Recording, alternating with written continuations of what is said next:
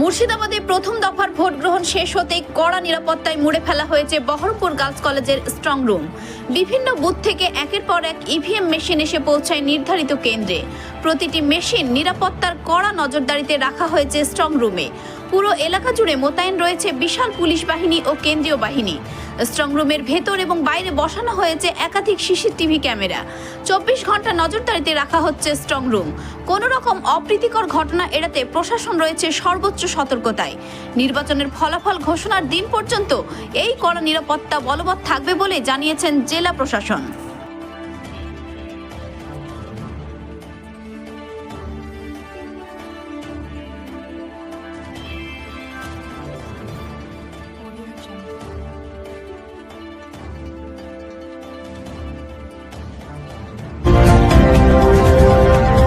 দেখছেন ASR news.